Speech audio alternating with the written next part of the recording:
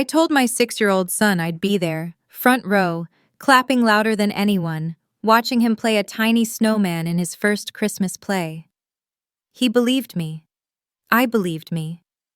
But instead, I sat in a luxury hotel ballroom, holding a fake smile and a glass of wine, helping my boss flaunt herself to rich clients.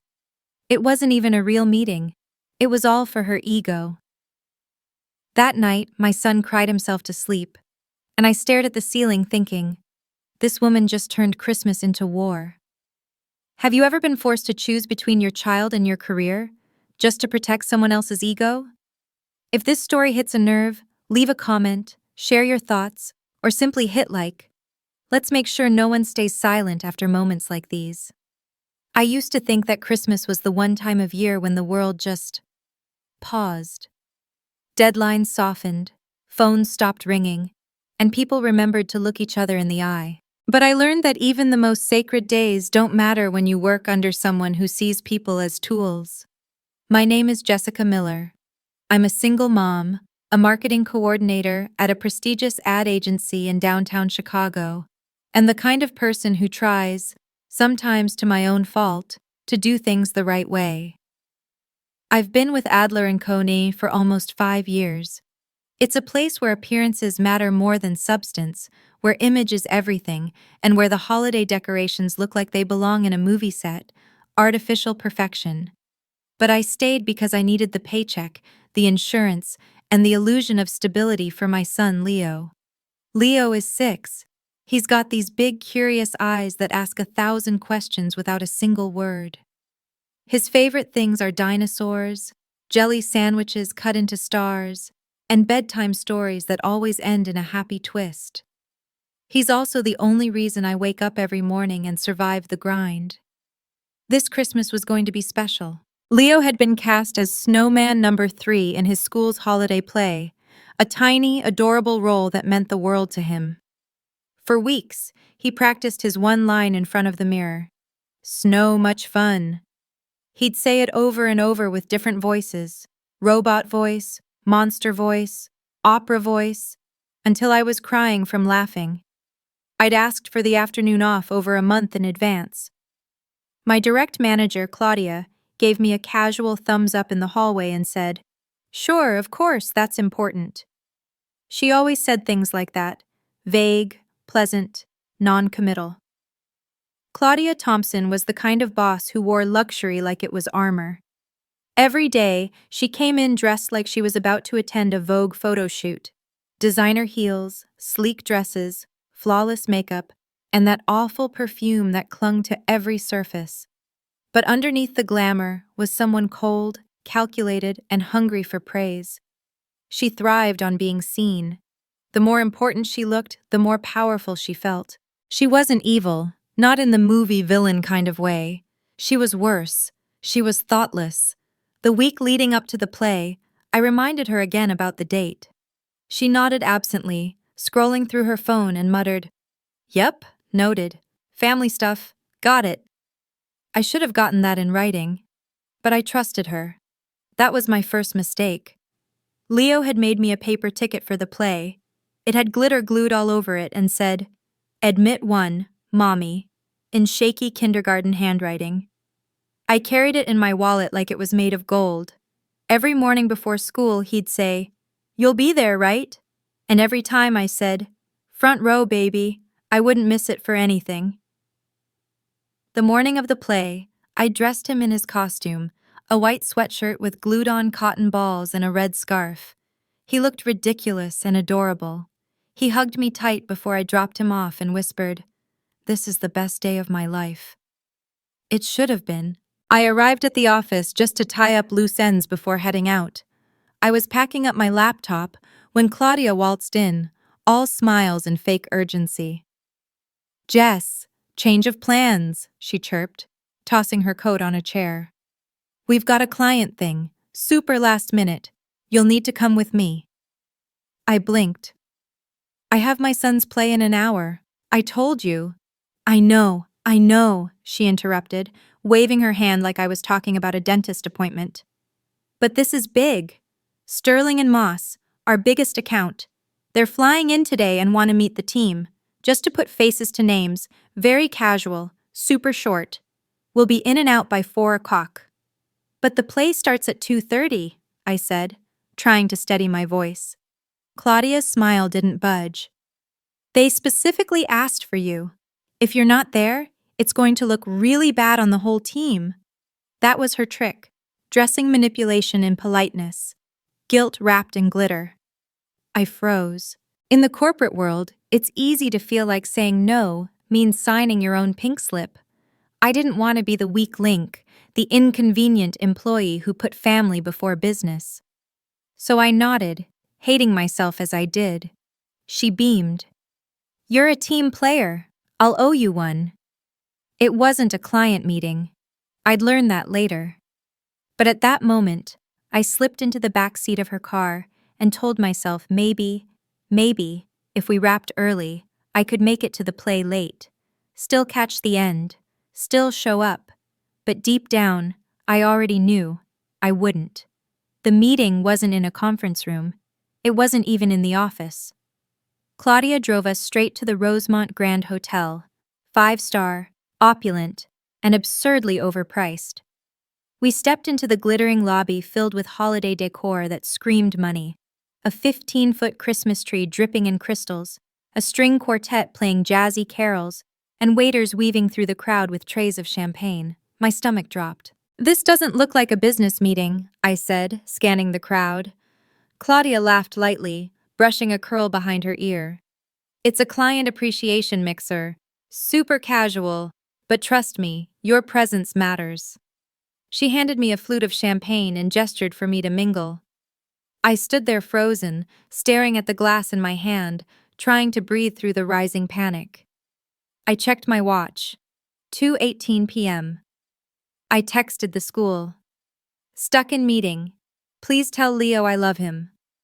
No reply. At 2:37 p.m., I slipped into the hallway and called the school's front office. A kind woman answered and said gently, "The play just ended. Leo's teacher said he looked upset. We'll make sure he gets to aftercare." I hung up and leaned against the hallway wall, the sounds of laughter and clinking glasses muffled behind thick doors. I could imagine it too vividly. Leo scanning the crowd from the stage, his little cotton ball costume rustling, eyes searching for me in the seats. That moment where a child thinks, she didn't come. My throat tightened. I wanted to scream, to run, to turn time backward. Instead, I walked back inside and pretended to smile. Claudia had already drifted to the center of attention, surrounded by a semicircle of suits and slicked-back hair. She spoke with exaggerated gestures, tossing her head back in laughter as if she were on camera. That was when it hit me. This wasn't about clients. This wasn't about any team. This entire event was Claudia's personal stage. She didn't care about the business. She cared about being adored. When she caught me watching, she waved me over and whispered, "Good call showing up. You just earned yourself a spot on the next pitch." I nodded mechanically, thinking about Leo crying backstage, wiping his nose on his sleeve while the other kids ran into their parents' arms. When I finally got home that evening, I walked into the quiet apartment and found Leo curled up on the couch, still in his costume, the cotton balls slightly flattened. His babysitter, Carla, gave me a sympathetic look before gathering her coat and leaving. I sat down beside him. "Hey, sweetie." He didn't look at me. His little jaw was clenched, eyes red and puffy. He said nothing. "I'm so sorry, baby. I got pulled into something I couldn't get out of." His voice was hoarse when he finally spoke. "I saved a seat for you." That broke me. I held him close, rocking gently, but he didn't lean into me. He let me hug him like it was a chore, like something he was too tired to fight. That night, after I tucked him in and turned off the light, I sat alone on the couch and stared at the glittery paper ticket he'd left on the kitchen counter. Admit 1, Mommy. That was the moment something cracked. The anger didn't come in a burst. It arrived slowly, cold and sharp like a winter wind creeping under the door. I had always been the good employee, the yes woman, the one who stayed late, sacrificed weekends, smiled through insults, covered others' mistakes. I did it all thinking I was providing for Leo. But what I had done was vanish from the moments that mattered most. Claudia didn't just make me miss my son's play. She lied. She manipulated me. And I let her. But never again. The next morning, I walked into the office with a smile so calm it felt unnatural on my face. Claudia greeted me with her usual phony charm. "You were a hit yesterday," she said. "The Moss rep told me you seemed approachable but competent. That's gold in our world." I nodded. Glad to hear it. She didn't notice the shift, but something inside me had turned. A switch had flipped. I wasn't going to yell. I wasn't going to storm out. That would give her power. No, I would do something she didn't expect. I would outsmart her.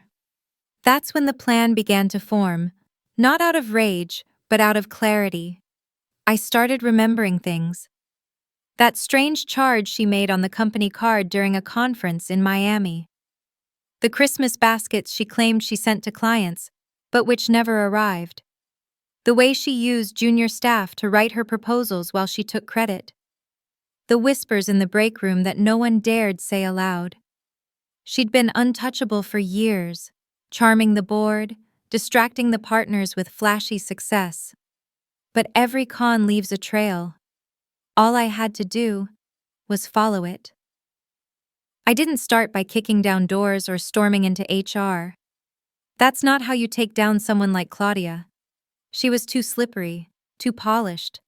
If I came at her head on, she'd twist the narrative like she always did and make me look unstable. So instead, I took notes, quietly. The Monday after the client party, I stayed late. Not for work, but for observation.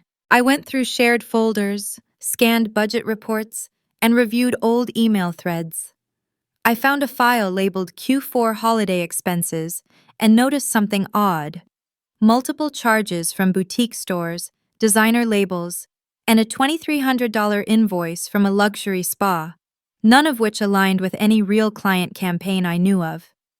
I started a spreadsheet, labeled each charge, matched them with calendar events, highlighted inconsistencies. I also began saving every email from Claudia that felt off. Vague directives, requests to just run this proposal under my name for now, orders to book things last minute without documentation. I created a private folder on a USB stick and kept it off the company servers. But evidence wasn't enough. I needed witnesses. So I reached out, quietly, to a few coworkers who'd been burned by Claudia before. There was Alex from finance, who once caught a $900 wine purchase on the company card labeled as client entertainment, even though the client never showed. He'd been brushed off when he raised it. Then there was Dana, a junior marketing associate who practically ghost wrote Claudia's entire last pitch deck while Claudia vacationed in Cabo. When Dana gently pushed for credit, Claudia told her to focus on learning, not ego. They were hesitant to talk at first, afraid. Understandably so. But I didn't ask them to speak up publicly. I just asked for facts, dates, emails, notes, pieces of a puzzle I was quietly putting together. Outside of work, I did something even riskier. I contacted someone in the internal audit team. Her name was Rachel, and we used to share a carpool back when I worked late hours.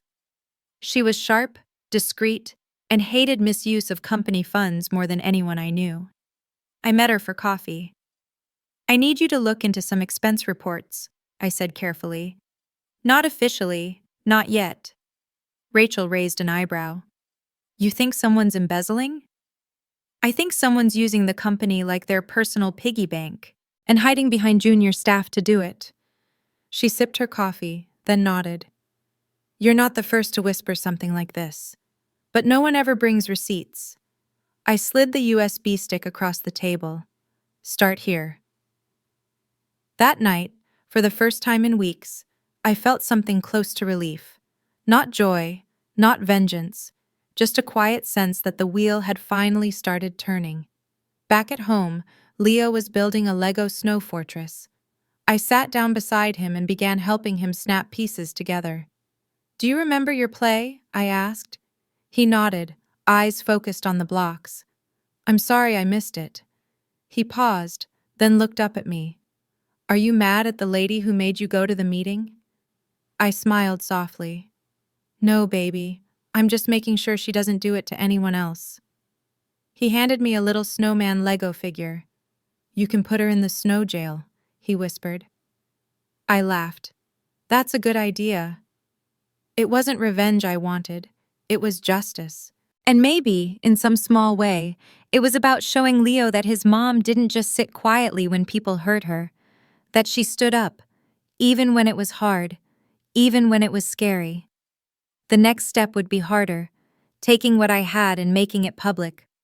But first, I had to let the system work, and make sure the cracks in Claudia's perfect image started showing, where it hurt the most.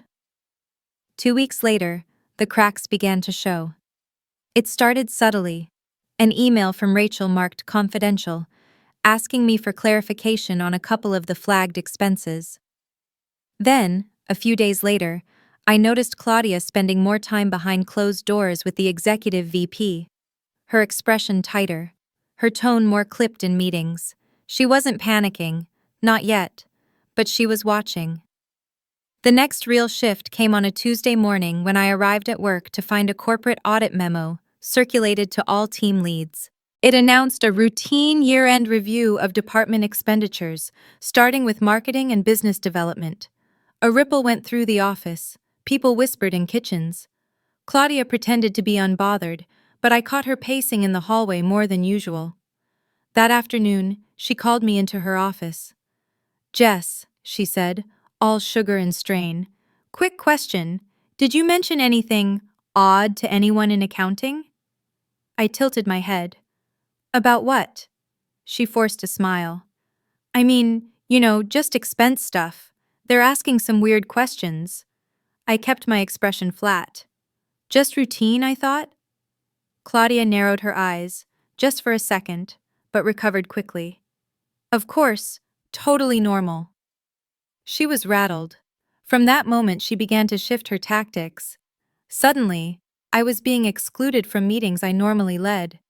My assignments were reassigned to junior staff. She started CCing partners on emails that had nothing to do with them, clearly trying to create a trail to discredit me if needed. I knew the move: isolate and discredit. But I was ready. Rachel had told me the internal audit was picking up speed. They had cross-checked Claudia's expense reports for the past year and found at least 9 purchases that had no documentation, client confirmation, or justification. The kicker? Several were tied to luxury purchases made on weekends, non-business days. There was even a first-class plane ticket to a client retreat in Aspen, with no client present. Claudia didn't know it yet, but her world was starting to contract. Then came the day I decided to light the next fuse. I sent a discreet email to a few longtime clients, those who'd worked with me personally over the years, and knew I always played it straight. The tone was professional, but it included a subtle line. "As we approach the holiday season, we hope to continue working with transparency and trust, especially in light of recent internal reviews." Most didn't reply, but one did. A senior rep from a major account responded. "Appreciate the heads up. Let us know if anything affects our agreement." They knew something was up, and they were watching now too. Meanwhile, the office tension grew thick as December snow. Claudia's perfectly curled hair seemed a little more frazzled each day. Her voice, once syrupy and smooth, took on an edge. I noticed her snapping at interns, double-checking who was standing near printers before she picked up copies. She was unraveling, slowly, but visibly. The final spark came when Dana, the junior associate Claudia had exploited one too many times, forwarded me an email. It was from Claudia, sent late at night, ordering Dana to write up an entire pitch deck by morning and include Claudia's name only. Dana wrote, I don't know what to do with this. I feel sick. I replied, just save it. That's all you need to do. I added it to the growing dossier. By mid-December, the internal audit team had compiled enough evidence to prepare a formal report. But before that could go to the board, there needed to be one last moment, one final push to force the truth into the open where no one could look away. And what better place than the company's annual Christmas gala? The invitations were already sent. Clients, executives, and partners would all be there. Glittering lights, catered drinks, faux cheer. It would be the perfect stage. And this time, it wouldn't be Claudia basking in the spotlight. It would be the truth. Have you ever watched someone dig their own grave? One lie at a time? Claudia had no idea the holiday lights would shine brightest on her downfall. If you're rooting for Jessica's quiet revenge, hit like, drop a comment, and stay with us. The real showdown is just beginning. By mid-December, Jessica had transformed her home into a holiday wonderland, but not for the joy of Christmas. Every garland, every light, every decoration was staged with purpose. The neighborhood Christmas Eve party, once a cheerful affair hosted by Claudia for years, had been quietly passed to Jessica this time. Claudia claimed she was too busy, but Jessica knew better. Claudia was running out of social capital, fast. Word had spread, slowly, quietly. The concerned whispers about budget irregularities at the nonprofit, the anonymous emails with attachments, the uncomfortable silence at the last board meeting. Jessica never said a word aloud, but she knew exactly when to plant each seed of doubt. Now all that remained was to gather everyone together and let the rot bloom in public. She rehearsed every moment of the night in her mind. The guest list was carefully crafted: neighbors, a few board members from the charity, and a reporter from the local lifestyle magazine who just happened to have done an investigative stint at a bigger paper. He thought he was coming to write about community holiday traditions. Jessica planned to give him something much better. Meanwhile, her husband David, who had initially questioned Jessica's shift from quiet detachment to active manipulation, now stood firmly by her. He'd seen Claudia's face when Jessica, accidentally, mentioned a new family lawyer at a previous gathering. He had watched his wife take control without raising her voice once. He was impressed, and just a little scared. Jessica prepped everything to perfection. She placed the charity's recent annual report subtly among the holiday newsletters on the coffee table. The cover showed a cheerful photo of Claudia, arms spread, standing in front of the food drive that, as Jessica had discovered, barely received a fraction of the funds it reported. The real money had been rerouted, funneling through dummy vendors, padded invoices, and consulting fees paid to Claudia's old college friends. Jessica had uncovered it all with a mixture of persistence and timing, a few helpful conversations with overlooked staff, a phone call to a CPA friend, a quiet visit to the state's public records office. Piece by piece, she had built a dossier, careful not to leak everything at once. Instead, she'd made sure key people knew just enough to question Claudia's halo. That night, as she laid out the trays of food and ensured the hot cider was spiced just right, Jessica felt oddly calm. Her green eyes, once dulled by exhaustion, now carried a quiet intensity. She didn't need to scream or demand justice. She just needed to open her front door, and Claudia would walk right in. The holiday banquet was set in motion with champagne glasses clinking and hollow laughter bouncing off the crystal chandeliers. Claudia stood near the stage, draped in a deep emerald gown, the epitome of a successful, untouchable executive. Jessica, in contrast, wore a sleek black pantsuit, elegant, understated, and far more dangerous than she appeared. The slide deck began innocently enough. Jessica opened with warm pleasantries, thanking the team for a strong year and expressing hope for a brighter one ahead. Claudia beamed beside her, visibly relieved that her favorite employee hadn't taken the opportunity to rebel. But then, Jessica clicked to the next slide, and the banquet hall fell into a hush. The screen showed a grainy photo, Claudia's husband, Dr. Ivan Morales, standing in the neonatal unit. Jessica's voice, calm and measured, cut through the silence.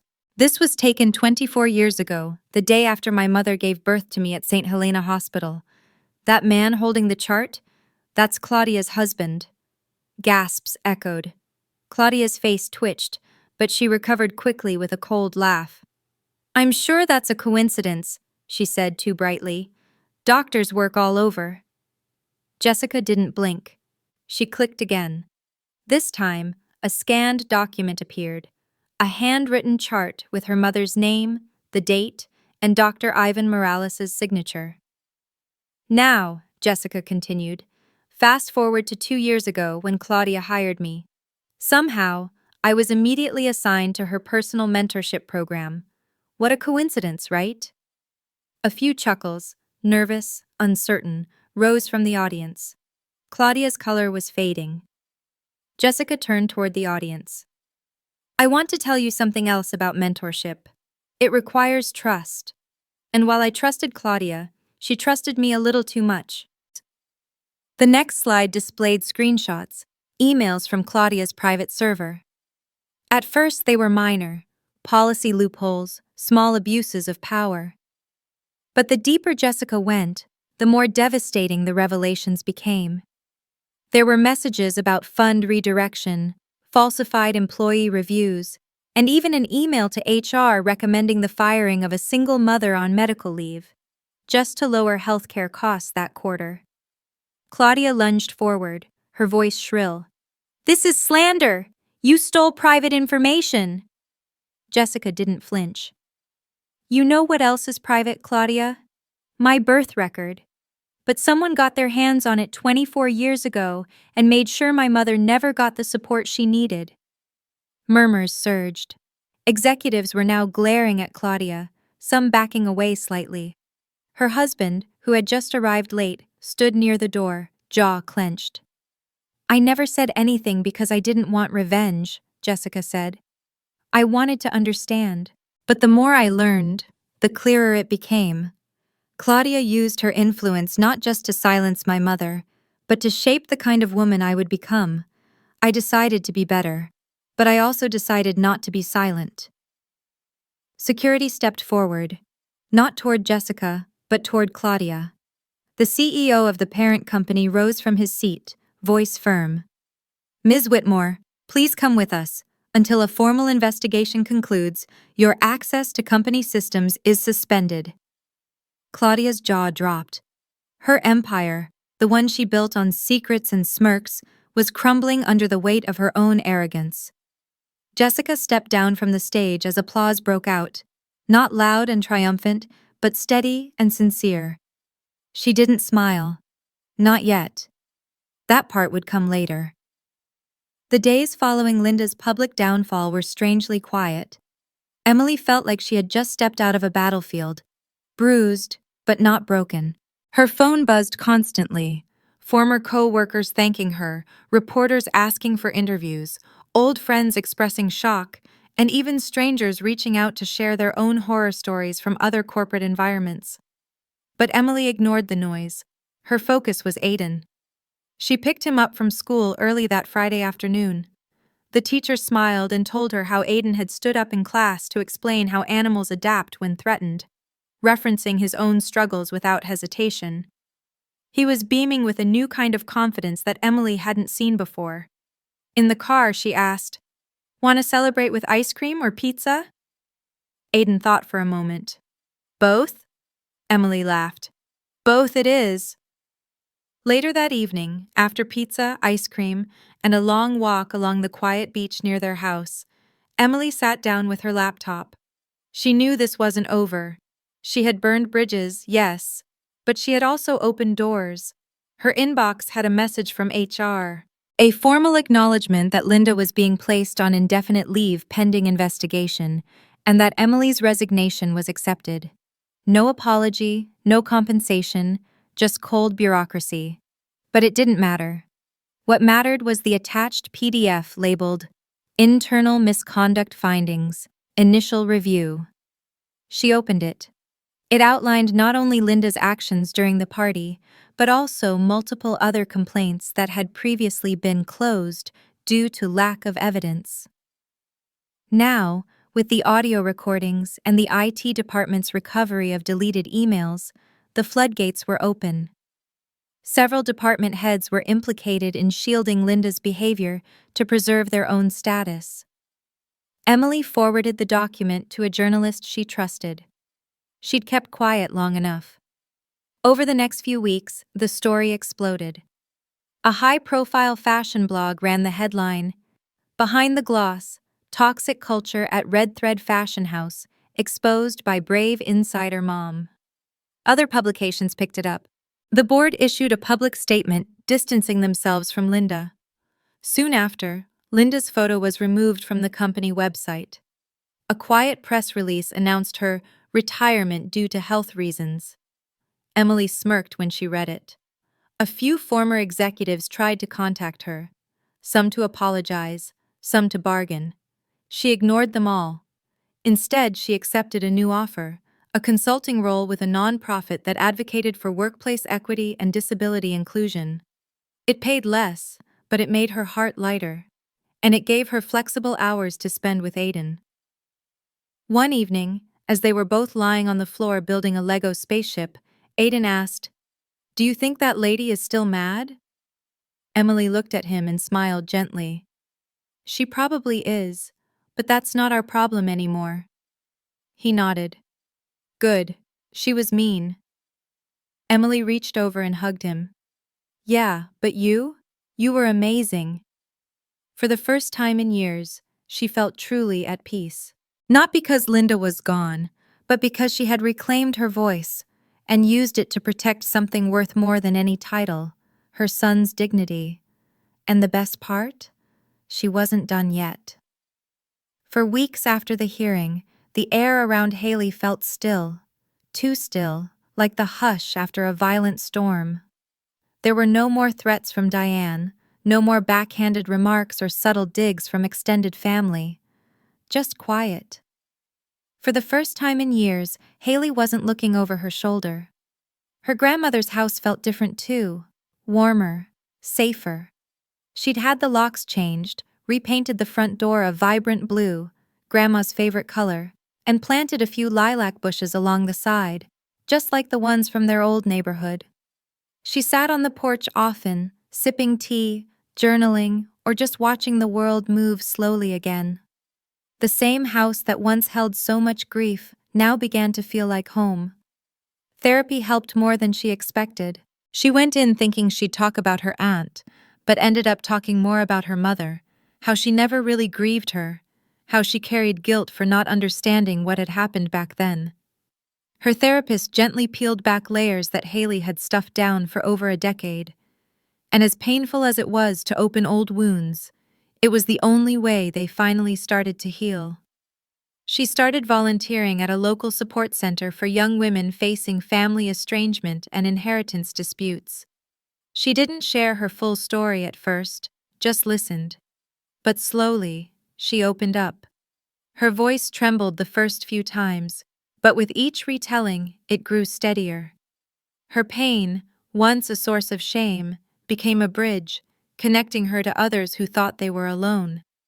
It was there she met a woman named Marissa, who'd been kicked out of her home at 19 after her stepmother manipulated her father into rewriting his will. They bonded instantly. Over coffee and late-night phone calls, they realized how similar their paths had been. Their friendship blossomed, and for the first time in a long while, Haley felt seen in a way that didn't come with conditions. On the 1-year anniversary of the court's decision, Haley visited her mother's grave. She brought lilacs and a small envelope. Inside was a letter, one she had written weeks ago but hadn't dared to read aloud until now. As she knelt beside the stone, her voice steady but soft, she read, "Mom, I used to think you left me, that you just vanished, and that I had to figure it all out on my own. But I see things differently now. You gave me Grandma. You gave me memories of love, of warmth, and of strength I didn't even realize I had. I wish you could have stayed longer. I wish you could have protected me from all of this. But I finally understand. You tried. And I see now that surviving, standing up, reclaiming what you wanted for me, it's the way I honor you. I love you. Always. As she tucked the letter beneath a small rock at the base of the stone, a breeze rustled the nearby trees. It wasn't magical or cinematic, but in that moment, it felt like something lifted. Later that evening, she framed the photograph of her and Grandma from that last Thanksgiving together. It sat now on her nightstand, next to a small carved wooden box, her mother's old jewelry box, which Haley had finally opened. Inside were letters, old ones, addressed to Haley's mother from her own mom.